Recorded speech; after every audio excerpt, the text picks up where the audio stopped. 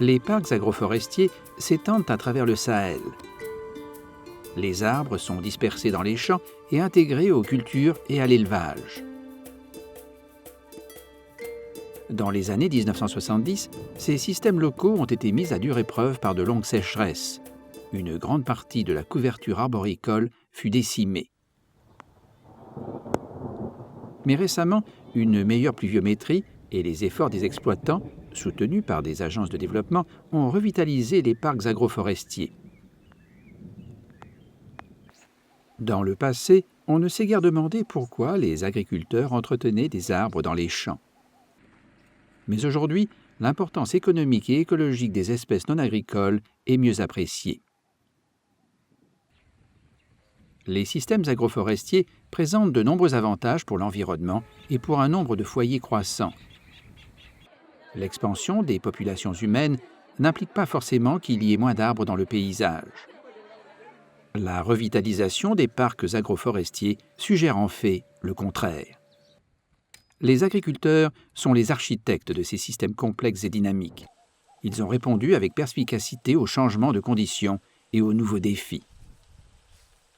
Tel est le cas d'Ouseni Kindo, agriculteur au Burkina Faso. Ceux qui ne savent pas utiliser les arbres disent à tort que quand il y a beaucoup d'arbres dans un champ, on ne peut rien produire d'autre. Ce n'est pas vrai.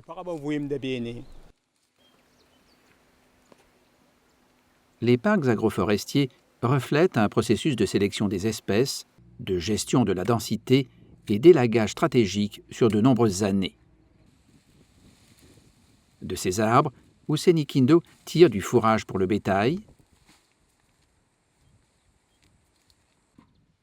des médicaments pour les humains et les animaux, et du bois pour la construction et la cuisine.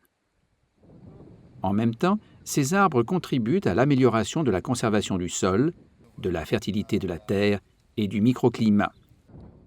Ouseni entretient diverses espèces.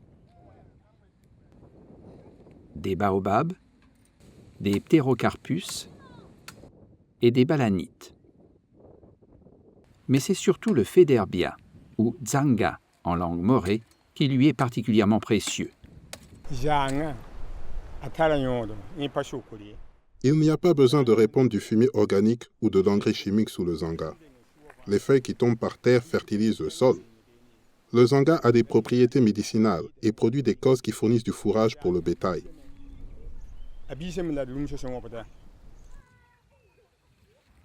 Il apprécie également le baobab. On utilise les feuilles du baobab dans la préparation d'une sauce pour la cuisine. On peut aussi les vendre au marché.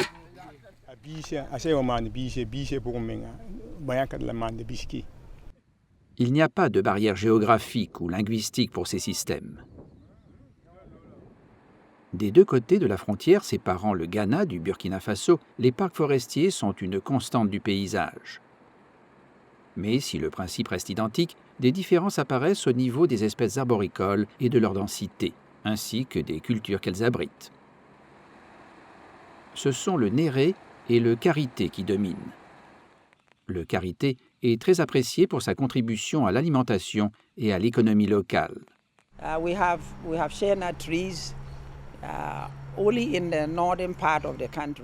Nous avons du karité uniquement dans le nord du pays, qui est également la région la plus sèche du pays. C'est très important parce que la plupart des arbres ici, dans le nord, peuvent être détruits par les feux de forêt, alors que le karité ne peut pas être détruit par les feux de forêt. Le feu a même parfois pour effet de le rendre plus productif. On ne sait pas pourquoi, mais il a aussi de nombreux usages. Et c'est bien sûr un produit très convoité à l'échelle internationale, maintenant qu'on a découvert qu'il était bon pour le lait corporel, le shampoing et plein d'autres choses.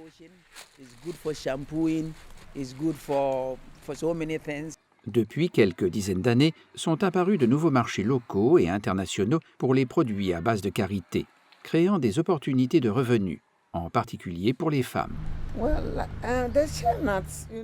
Si vous entrez dans chaque habitation, vous verrez des femmes qui transforment la noix de karité, car c'est une pratique que les mères transmettent à leurs filles, qui elles-mêmes la transmettent à leurs propres filles, et ainsi de suite.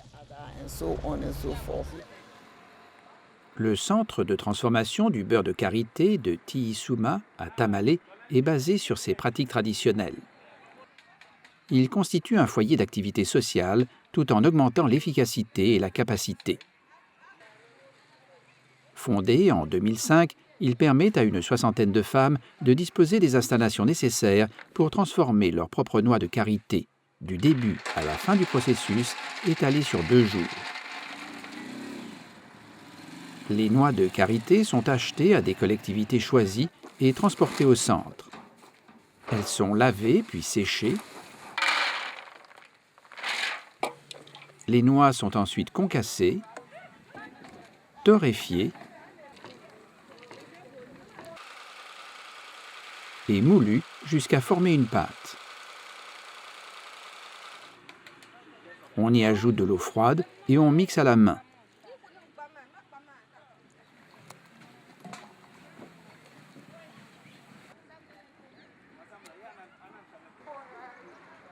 On fait alors fondre la graisse sur le feu.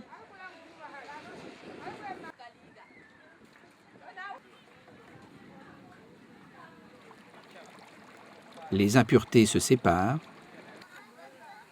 et sont éliminées. Enfin, le beurre fondu est filtré. Une fois refroidi, il est placé dans des conteneurs propres où il se solidifie. Le beurre de karité est alors prêt à être emballé et vendu. Les arbres des parcs forestiers ont de nombreux usages directs.